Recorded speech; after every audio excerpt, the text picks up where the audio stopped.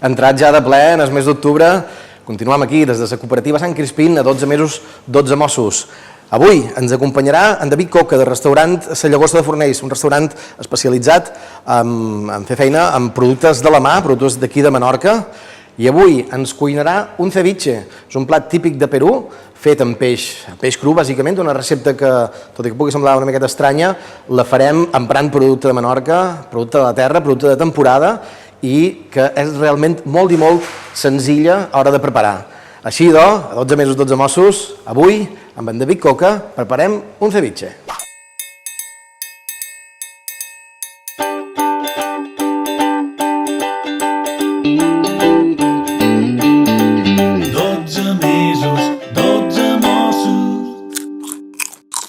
Aquest mes d'octubre us presentam un plat de peix original i diferent, un ceviche de verderol. Ingredients: un verderol, 2 llimes, una ceba vermella, ají groc, all, coriandre, pruna, sal, leche de tigre. Tots els ingredients són de Menorca i de temporada. David, què tal? Molt bé. Benvingut.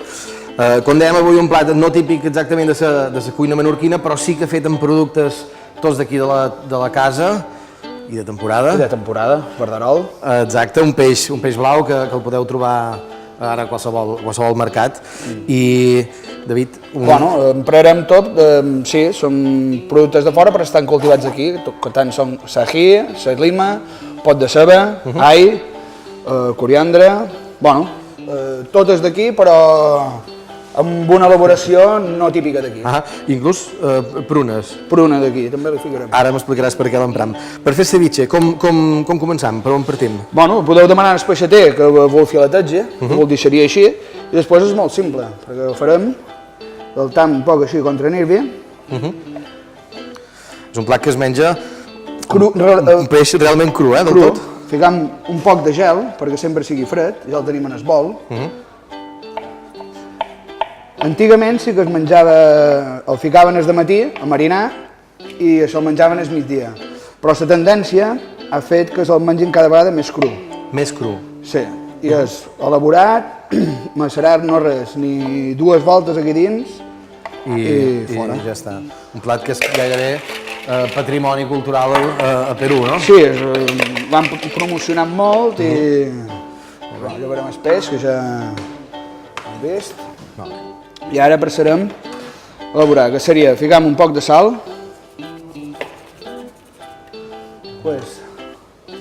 fem una llima. La llima també un producte molt important per aquest tipus de... No, és essencial. Abans podríem ficar llimona, que seria més d'aquí, però la llima li dona un toc més àcid i no tan dolç. Inclús taronja amarga, he vist que... Taronja amarga, qualsevol cítric, un pomelo, el que volguessin. Mandarina, ara comencen les mandarines i està molt bé. Molt bé, bàsic aquests cítrics per marinar el peix. I després m'has explicat exactament d'on surten aquests pebres? Exacte, ajís. Sí, això és ají amarillo, bueno, aquest és de color verd, aquest és madur, i el vermell és ají lima. Tots són peruans, però fa ja 4 anys que ens sembrem aquí, a un hort que tenim, i són menorquins ja. De segona generació o tercera ja? De tercera ja, quasi. Després hi ficàvem un poc de ceba. Molt bé, la ceba que ja la tenim tada. Sí, ceba vermell, important. Un poquet d'ají. Dependeix del picant que vulguem, n'hi ficarem més o menys. Perquè és coent però no molt, tampoc. No és agressiu, és un picant agradable. Un poquet d'all. Exacte. Un poquet de coriandre, cilantro. Cilantro en castellà. Vale, sí. Ficam la quantitat que trobeu. Sí, perquè també és un element que li dona un gust molt característic. Molt particular, hi ha molta gent que no li agrada. Sí. I més aquí que no estem acostumats. Seria com un gust molt fort. Després hi ficarem leche de tigre, que està feta a base dels despojos del verderol. Ficam un poc d'api, si volem un poc de jengibre, un poc d'àpid, ceba, cilantro, i es tritura tot. I això seria la leche de tigre. Colat, Colat. I ho tirem aquí. Això abans sí que era... Abans era el que quedava, el que dèiem, que ells ho fan a les 9 del matí i s'ho menjaven a la 1. I clar, quedava tot envasat perquè el peix deixava d'anar tot el suc. Això seria el procés ràpid. Exacte. Bueno, el teníem preparat, sí, com bé diu ell, i res, tot aquí dins. I en aquest cas, quan hem fet la leche de tigre, hi hem ficat un poc de pruna, que l'emprarem per acabar el plat, que en tenim un parell de trossos. Molt bé. Podíem emprar pruna, pinya, fruita del passió, freses, el que volguéssiu, mentre sigui àcid. I bé, Molt bé. posem aquí dins i remenam. Ben remenat, que acabi d'agafar aquesta frescor. Acabi d'agafar la frescor de gel.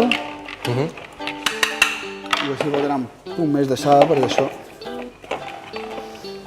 ho farem així. Exacte, anem fent un pot d'espai, perquè el plat en realitat ja està gairebé... No, el plat ja està fet. Ja està fet, és És això, és molt simple. fer la presentació. Passaríem a l'emplatat.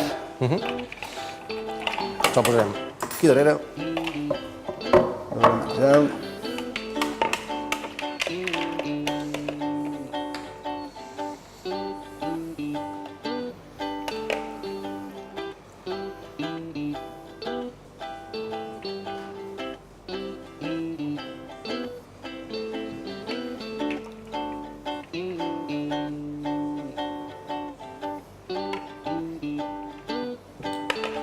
Molt bé. I ficaríem un poquet de leche de tigre perquè s'ho mengen també en cuera. Exacte, aquest plat tradicionalment s'acabava de veure... S'acabava de beure en cuera, en cuera, es ficava un xupito i acabarem de decorar amb unes flors que són d'unes faves que també es fan a Perú, que tenim aquí, i estan molt bé. Tot això és perquè us duig tu d'allà, Bueno, però ho sembram aquí. Ho sembrau aquí, però, Ho sembram aquí, ja ho podríem considerar d'aquí. I aquí el Molt bé. fet. La demostració més clara que es pot fer feina en producte de la terra, que es pot fer feina ràpid i molt bé, una bona presentació, un gran plat. Heu vist que ha estat un moment esfaldor. Ja ho sabeu, nosaltres a 12 mesos, 12 mossos tornarem el mes que ve amb una altra de les receptes com aquestes, tan bones com les que ens ha fet avui en David Coca. David, moltíssimes gràcies. Molt bé. Merci per tot. I vostès ja ho saben, nosaltres tornem el mes que ve amb una altra recepta.